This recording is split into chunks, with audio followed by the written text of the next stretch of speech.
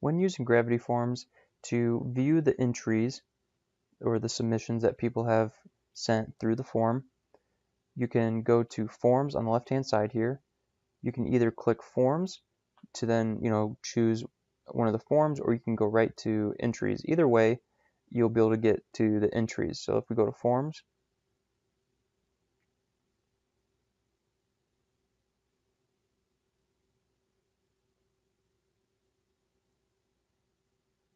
then below the form, when you hover over the form's name, it'll open up these like options, these different links that you can click.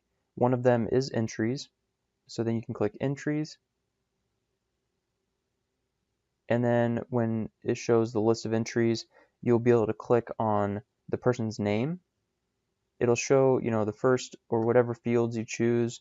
You can actually choose more fields to include within the columns right here, like these different columns. So what I've done before is I've added a column that was like date created, so you could see when the entry was submitted. So you could do entry date right here, move that over to be one of the active columns, and that'll reload. And so then you'll have the different fields across the top, as the different columns. And when you have submissions in here, the first name, or like this first field right here, will be linked, and you can click that, and you can then go into the actual entry and see any other detailed information that you ask from the person. And another quick thing is when you're doing the forms, if you click entries, if you have multiple forms, you want to make sure that you're viewing the entries for the form that you want to check.